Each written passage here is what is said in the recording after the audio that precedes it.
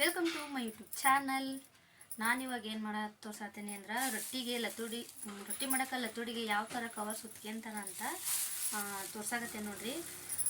ನಾ ಆಲ್ರೆಡಿ ಇಲ್ಲಿ ಒಂದು ಸುತ್ತಿ ಇದ್ರಾಗನ ರೊಟ್ಟಿ ಮಾಡೋದು. ನಾನು ಯಾವ ಥರ ಸುತ್ಕೋಬೇಕು, ಯಾವ ಥರ ಕವರ್ ಇದ್ರೆ ರೊಟ್ಟಿ ಹರಿಯಂಗಿಲ್ಲ ಮತ್ತು ಸಾಫ್ಟಾಗಿ ಬರ್ತವೆ ಮತ್ತು ಚೆನ್ನಾಗಿ ರೌಂಡಾಗಿ ಬರ್ತಾವೆ ಅಂತ ನೋಡ್ರಿ. ಇದು ಎಲ್ಲ ಕಡೆಯೂ ಬೇಕರಿ ಅಂಗಡಿಯಾಗ ಎಲ್ಲ ಕಡೆಗೆ ಸಿಗ್ತಾವೆ. ಇತ್ತು ಕವರ್ ಕೊಡ್ತಾರೆ ನೋಡ್ರಿ. ಈ ಥರ ಸಾಫ್ಟಾಗಿರ್ಬೇಕು. ಇದ್ರಾಗ ಎರಡು ಥರ ವೆರೈಟಿ ಇರ್ತಾವೆ ಕವರು. ಮತ್ತು ಅವು ಹಾರ್ಡ್ ಆಯಿತು ಅಂದ್ರೆ ನಾವು ರೊಟ್ಟಿ ಮಾಡಕತ್ತೀವಿ ಅಂದ್ರೆ ನಾವು ಹೆಂಗೆ ಇದು ಗೆರಿ ಇರ್ತದೆ ನೋಡ್ರಿ, ಇದೆಲ್ಲ ಹಂಗಂಗೆ ರೊಟ್ಟಿ ಕಟ್ಟಕ್ಕವು ಅಷ್ಟು ಚೆನ್ನಾಗಿ ಬರೋಂಗಿಲ್ಲ ನೋಡ್ರಿ. ಇದು ಸಾಫ್ಟ್ ಅಂದ್ರೆ ಸಾಫ್ಟ್ ಐತಿ ಕವರ್. ಮತ್ತು ಈ ಥರ ಕವರ್ನ ರೊಟ್ಟಿ ಮಾಡಿದ್ವಿ ಅಂದ್ರೆ ರೊಟ್ಟಿ ಒಟ್ಟ ಹರಿಯಂಗಿಲ್ಲ, ಭಾಳ ಚಲೋನೂ ಬರ್ತಾವೆ. ಇದನ್ನು ಯಾವ ಥರ ಸುತ್ತೋದು ಅಂತ ಈಗ ಹೇಳ್ತಾರೆ ನೋಡ್ರಿ. ಇಷ್ಟು ಸ್ವಲ್ಪ ದೊಡ್ಡದೇ ಇರ್ಬೇಕು ಇದು ಕವರ್. ಒಂದು ಸ್ವಲ್ಪ ಇದು ಯಾವ ಸೈಜ್ ಗೊತ್ತಿಲ್ಲ ನನಗೆ, ಅಷ್ಟು ಒಟ್ಟಿನಲ್ಲಿ ದೊಡ್ಡದಿರ್ಬೇಕು. ಇಲ್ಲ ತೊಡಿಗೆ ಆ ಸೈಡ್ ಈ ಸೈಡ್ ಎಕ್ಸ್ಟ್ರಾನೇ ಬರಬೇಕು, ಆ ಥರ ಸುತ್ಕೋಬೇಕು. ಈ ಥರ ಕ್ಲೀನಾಗಿ ಮಾಡ್ಕೊಂಡು ಇದನ್ನ ಮತ್ತೆ ಈ ಥರ ಮಡ್ಚ್ಕೋಬೇಕು ನೋಡ್ರಿ.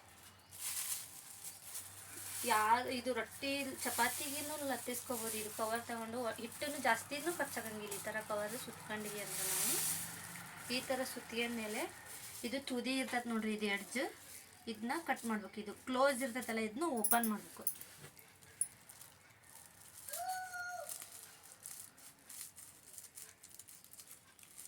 ನೋಡ್ರಿ, ಈಗ ಇದು ಓಪನ್ ಮಾಡಿದ್ವಿ ಅಂದ್ರೆ ಇದು ಕಾರ್ನರ್ನಾಗ ಇರ್ತೈತಲ್ಲ ಎಕ್ಸ್ಟ್ರಾ, ಮತ್ತು ಇದು ಇಷ್ಟ ಅಗಲ ಆಗ್ತೈತೆ ನೋಡ್ರಿ. ಇದು ಇಷ್ಟ ಆಯಿತು. ಈಗ ಈ ಸೈಡ್ ಹ್ಯಾಂಡಲ್ ಇರ್ತೈತಲ್ಲ, ಇದನ್ನ ಹ್ಯಾಂಡಲ್ನ ಇದನ್ನು ಕಟ್ ಮಾಡ್ಬೇಕು ನೋಡ್ರಿ. ಈಗ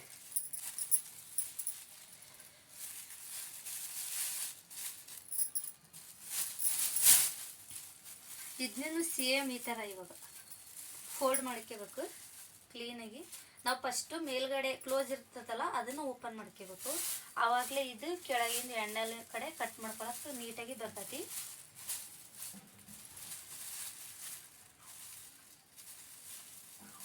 ಯಾರಿಗೆ ರೊಟ್ಟಿ ಮಾಡಕ್ಕೆ ಬರಂಗಿಲ್ಲ ಅಂದ್ರೂ ಈ ಥರ ಕವರ್ ಲತ್ತಡಿಗೆನೂ ಚೆನ್ನಾಗಿರ್ಬೇಕು. ಮೇನಾಗಿ ಇದನ್ನ ಕರೆಕ್ಟಾಗಿ ನಾವು ಸುತ್ತಿಗೆಬೇಕು. ಇದು ನೋಡ್ರಿ, ಈಗ ಈ ಕಡೆನೂ ಕಟ್ ಮಾಡ್ತೀನಿ ಎಡ್ಜ್. ಸ್ವಲ್ಪ ದೊಡ್ಡ ಕವರ್ ಇದ್ರೇ ನಮಗೆ ರೊಟ್ಟಿನೂ ಚಲೋ ಬರ್ತಾವೆ. ಮತ್ತು ನೋಡ್ರಿ, ಈ ಥರ ನಾವು ಎಷ್ಟು ಚೆನ್ನಾಗಿ ಇದು ಲತ್ತಡಿಗೆ ಸುತ್ಕೊಂತವು ಅಷ್ಟು ಚೆನ್ನಾಗಿ ರೊಟ್ಟಿನೂ ಬರ್ತಾವೆ ನೋಡ್ರಿ. ಈಗ ಆಲ್ರೆಡಿ ಇದು ಹರ್ದೈತಿ, ಈ ಕಡೆ ಆ ಕಡೆ ಕಟ್ಟಾಗೈತಿ ನೋಡ್ರಿ. ಈ ಥರ ಸುಕ್ಕಿದ್ರೂ ಇದು ಸಾಫ್ಟಾಗಿ ಇರೋದ್ರಿಂದ ಕವರು ರೊಟ್ಟಿನೂ ಕಟ್ಟಾಗಂಗಿಲ್ಲ, ಹಂಗೆ ಗೆರಿ ಬರ್ತೈತೆ ಹೊರತು ರೊಟ್ಟಿ ಮಾತ್ರ ಕಟ್ಟಾಗಂಗಿಲ್ಲ. ಬಟ್ ನಾವು ಹಾರ್ಡ್ ಕವರ್ ತೊಗೊಂಡ್ವಿ ಅಂದ್ರೆ ರೊಟ್ಟಿ ಮಾತ್ರ ಜಲ್ದಿನ ಕಟ್ಟಕ್ಕವು, ಅಷ್ಟು ಚೆನ್ನಾಗಿ ಬರೋಂಗಿಲ್ಲ ನೋಡ್ರಿ. ಇದೆಷ್ಟು ಸಾಫ್ಟ್ ಆಗೈತಿ ಅಂತ ಇಷ್ಟೇ ಗೊತ್ತಾಗತ್ತೆ ನೋಡ್ರಿ. ಇಷ್ಟು ಈಗ ನೋಡ್ರಿ ಯಾವ ಥರ ಸುತ್ತದ ಅಂತ ತೋರಿಸ್ತಾನೆ. ಈ ಥರ ಅಗಲ ಬಂತು ನೋಡ್ರಿ. ಇದಿಷ್ಟು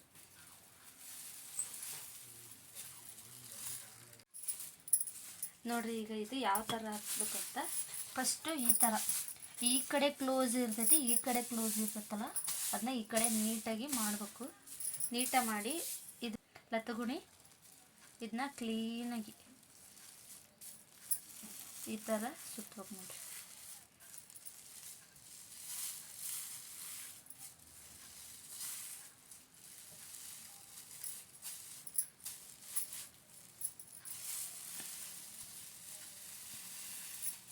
ಇಷ್ಟು ಸುತ್ತಿದ್ರೆ ಆಯ್ತಿದು.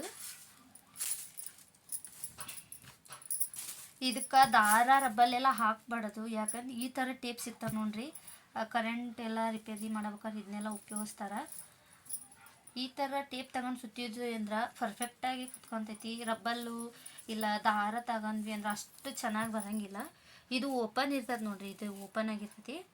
ಅದಕ್ಕೆ ಈ ಥರ ಅಂಟಿಸ್ಕೋಬೇಕು. ಫಸ್ಟ್ ಈ ಥರ ಅಂಟಿಸ್ಕೊಂಡು ನೋಡ್ರಿ, ಈಸಿ ಅಂದ್ರೆ ಈಸಿ, ಇದೇನು ದೊಡ್ಡ ಕೆಲಸ ಅನ್ನೋಂಗಿಲ್ಲ. ಇಷ್ಟು ಗಟ್ಟಿನೇ ಆಗ್ತೈತಿ. ಅದು ಟೇಪ್ ಅಲ್ಲ, ಗಟ್ಟಿನೇ ಆಗ್ತೈತಿ. ಬಟ್ ನಾವು ರಬ್ಬಲ್ಲೆಲ್ಲ ಹಾಕಕತ್ತೀವಿ ಅಂದ್ರೆ ಅದು ಬರ್ತಾ ಲೂಸ್ ಆಗ್ಬಿಡ್ತೈತಿ. ಬಟ್ ಇದು ಮಾತ್ರ ಏನೂ ಆಗಂಗಿಲ್ಲ. ನಾನು ಯಾವಾಗಲೂ ಇದೇ ಥರ ಸುತ್ಕೊಳ್ಳೋದು.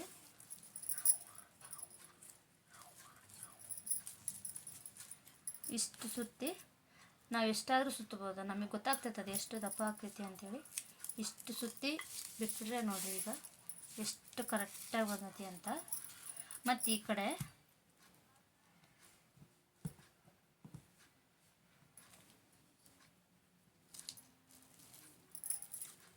ಸೇಮ್ ಫಸ್ಟ್ ಮಾಡಿದ್ವಲ್ಲ ಓಪನ್ ಇರೋ ಸೈಡೇ ಈ ಥರ ಸುತ್ಕೊಂಬಂದ್ವಿ ಅಂದ್ರೆ ಈಸಿಯಾಗಿ ಸುತ್ಬೋದು.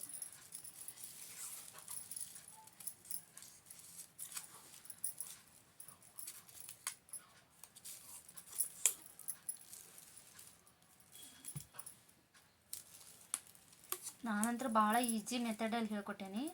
ಎಷ್ಟು ರೊಟ್ಟಿ ಮಾಡೋಕ್ಕೆ ಬರೋಂಗಿಲ್ಲ ಅನ್ನೋರು ಈ ಥರ ಪರ್ಫೆಕ್ಟಾಗಿ ಸುತ್ತಿ ಮಾಡ್ಬೋದು ನೋಡ್ರಿ.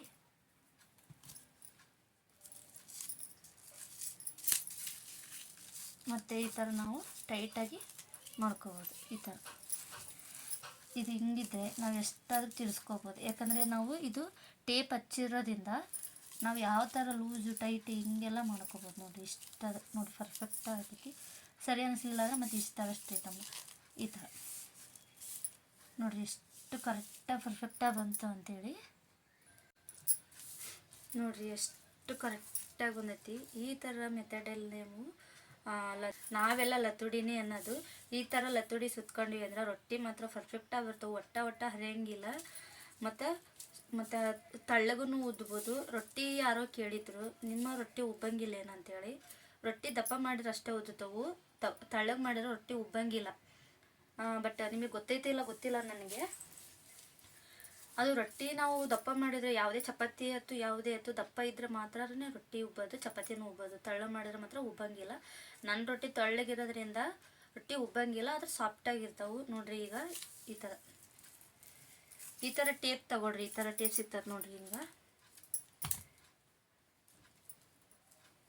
ಈ ಥರ ಟೇಪು ಒಂದು ಕವರು ಒಂದು ಲತಗುಣಿ ಇತ್ತು ಅಂದ್ರೆ ನಿಮ್ಮ ರೊಟ್ಟಿ, ಈ ಥರ ಟೇಪು ಒಂದು ಲತಗುಣಿ ಇತ್ತು ಒಂದು ಕವರ್ ಇತ್ತು ಅಂದ್ರೆ ಮೇನಾಗಿ ಹೇಳಿನಲ್ಲ, ಕವರ್ ಮಾತ್ರ ಸಾಫ್ಟಾಗಿರ್ಬೇಕು, ಹಾರ್ಡಾಗಿ ಇರಬಾರ್ದು. ಮೇನಾಗಿದೆ ಹಾರ್ಡು ಸಾಫ್ಟ್ ಗೊತ್ತಾಗೇ ಬಿಡ್ತದೆ ನಮ್ಮ ಕೈಯಾಗನೇ ಇದು ಎಷ್ಟು ಸಾಫ್ಟ್ ಐತಿ ಅಂತೇಳಿ. ಇದ್ರೊಳಗನೆ ಇನ್ನೊಂದು ಕ್ವಾಲಿಟಿನೂ ಬರ್ತದೆ, ಅದು ಹಾರ್ಡ್ ಇರ್ತೈತಿ. ಈ ಸಕ್ಕರೆ ಎಲ್ಲ ಹಾಕ್ಕೊಡ್ತಾರೆ ನೋಡ್ರಿ ಕಿರಾಣಿ ಅಂಗಡಿಯಾಗ, ಆ ಕವರ್ ಬರೋಂಗಿಲ್ಲ. ಇದು ಬೇಕ್ರಿ ಒಳಗೆ ಹಾಕ್ಕೊಡ್ತಾರೆ ನೋಡ್ರಿ. ಬೇಕ್ರಿ ಒಳಗೆ ಎಲ್ಲಾರ ಒಟ್ಟು ರೋಡ್ ಸೈಡಲ್ಲಿ ಮಾತ್ರ ಈ ಥರ ಕವರ್ನೊಳಗೆ ಹಾಕ್ಕೊಡೋದು ಜಾಸ್ತಿ. ಅಂದ್ರೆ ಬೇಕ್ರಿ ಒಳಗೇ ಸಿಗ್ತಾವೆ ಈ ಥರ ಕವರು.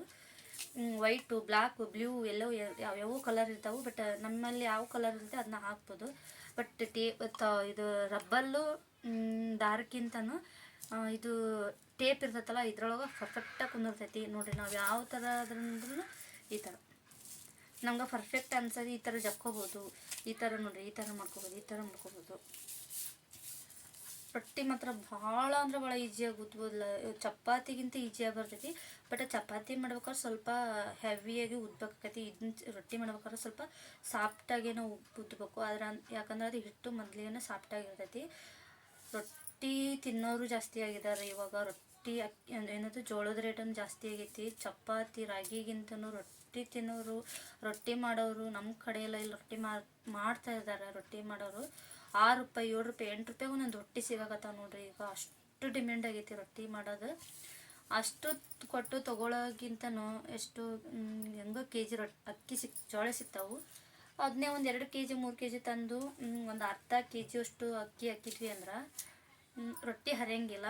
ಫಸ್ಟ್ ಆಫ್ ಆಲ್ ನಮಗೆ ಮನೆಯಲ್ಲೇ ಜೋಳ ಇದ್ದು ಅಂದ್ರೆ ಗೊತ್ತಾಗ್ತೈತಿ ಯಾವುದು ಅಕ್ಕಿ ಜೋಳ ಜಿಗುಟೈತು ಇಲ್ಲ ಅಂತೇಳಿ. ಮನೆಯಾಗಿನೂ ಜೋಳ ಆದ್ರೆ ಬಟ್ ಹೊರಗಿಂದ ತರೋ ಯಾವ ಜೋಳ ಜಿಗುಟ್ಟು ಇರ್ತೈತೋ ಇಲ್ಲ ಗೊತ್ತಾಗಂಗಿಲ್ಲ. ಅದಕ್ಕೆ ಹೆಂಗಾರಾಗಲಿ ಅಂದೇಳಿ ಒಂದು ಅರ್ಧ ಕೆಜಿಯಷ್ಟು ಅಕ್ಕಿ ಹಾಕಿದ್ವಿ. 3 ಕೆಜಿ 4 ಕೆಜಿ ಜೋಳ ತೊಗೊಂಡ್ವಿ ಅಂದ್ರೆ ನಾವು ಅರ್ಧ ಕೆಜಿಯಷ್ಟು ಅಕ್ಕಿ ಹಾಕಿದ್ರೆ ರೊಟ್ಟಿನೂ ಹರಿಯಂಗಿಲ್ಲ ಮತ್ತು ಜಿಗುಟು ಬರ್ತೈತಿ. ಈ ಮನೆಯಾಗ ಬೆಳೆದಿರೋ ಜೋಳ ಇತ್ತು ಅಂದ್ರೆ ನಮಗೆ ಒಂದ್ಸಲ ಬೀಸಿದ್ರೆ ಗೊತ್ತಾಕೈತಿ ಇದು ಜಿಗುಟು ಐತೋ ಇಲ್ಲ ಅಂತೇಳಿ. ಅದು ಕಂಟಿನ್ಯೂ ಇರ್ತಾವೆ ಜೋಳ ಮನೆಯಾಗ.